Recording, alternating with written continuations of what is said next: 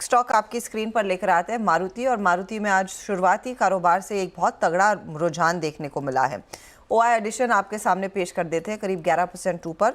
Top traded counters में ये शामिल है। अगर आप वायदे बाजार पर नजर डालें, एक मारुति है, दूसरा वेदांत के लिए कारण अलग है, लेकिन मारुति के स्टॉक में ऑफकोर्स कई चीज़ें हैं जो आप कह सकते हैं एक कंप्लीट स्टॉर्म बना रही है कंपनी के फेवर में। हमारे साथ रोहन जुड़ गए हैं। रोहन, ये एक बहुत इंटरेस्टिंग डेवलपमेंट हमने सुबह में पढ़ी कि कर्नाटक सरकार जल्दी एक पॉसिबली ईवी पॉलिसी तैयार करेगी। बहुत सिमिलर है ये यूपी सरकार वाली उस पॉलिसी। क्या वाकई में ये पास होता हुआ दिखाई देगा? क्या हर स्टेट गवर्नमेंट की तरफ से इस तरह का इंसेंटिव मिलेगा?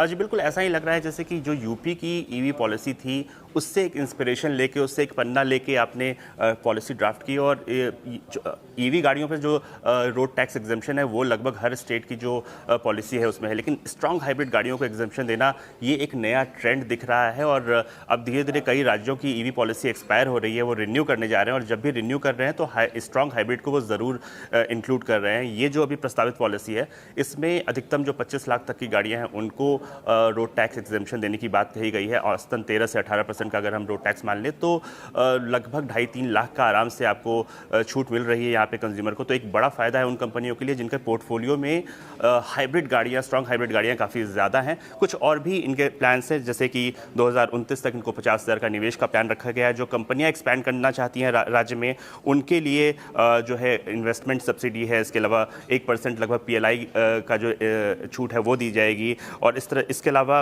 लगभग 15 से 25% तक का इन्वेस्टमेंट सब्सिडी है। तो ईवी इकोसिस्टम को तो बढ़ावा देने की बात है, लेकिन जो असली फायदा हो रहा है, पहली बार हो रहा है, वो हाइब्रिड गाड़ियों को इस बार होता हुआ दिखेगा इसमें।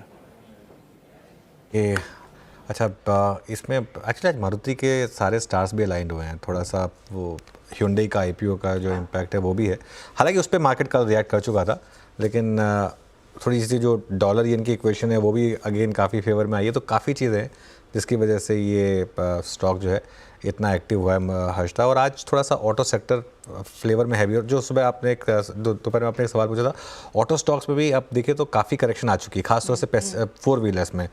महिंद्रा ने भी हालांकि कल या परसों ऑल टाइम हाई लगाया था, लेकिन उसने भी एक अंडर परफॉर्मेंस का पीरियड दिखाया था। तो अब वहाँ पर एकदम से मोमेंटम आना शुरू हुआ। तो ये एक स्पेस है जहाँ पे मुझे लग रहा है October series might belong to 4 wheelers. एक ये ऐसे स्टॉक्स में काफ़ी पैसा बनेगा, क्योंकि रोहन हमारे साथ बने हुए हैं। अनुज, आपको याद होगा जब जुलाई में वो यूपी सरकार वाला पॉलिसी आया था, जब ईवी पर और हाई वैल्यू वाली ईवी पर ये कह रहे थे कि हम इंसेंटिव्स देंगे, उस दिन भी स्टॉक में बहुत जोरदार तेजी देखने को मिली थी।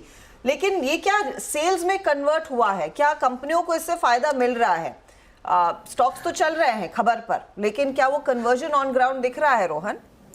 जी, मैंने कुछ डाटा निकाला जो सरकार की जो वाहन पोर्टल है वहाँ से, तो जून के बाद से स्ट्रॉन्ग हाइब्रिड गाड़ियाँ कितना यूपी में बढ़ी हैं, तो लगभग इसमें 155% का इजाफा देखने को मिला है। जून में जो बिक्री हुई थी यूनिट्स में 390 यूनिट्स थी, जबकि अगस्त की अगर हम यूनिट की बात करें लगभग 1000 गाड़ियाँ बिकी थी स्ट्रॉन्ग हाइब्रिड वाली, और ये ट्रेंड लगातार कंटिन्यू हो रहा है। जो कुल पेंट्रेशन है हाइब्रिड का टोटल रजिस्ट्रेशन में, वो भी 1.2 से बढ़ के 3.3 पहुँच गया है, और ये ट्रेंड लगातार दिख रहा है। तो जाहिर है बहुत सीधा इम्पैक्ट हुआ है, और यूपी में खासतौर पर जो हाइब्रिड गाड़ियाँ बिक रही हैं उस पर।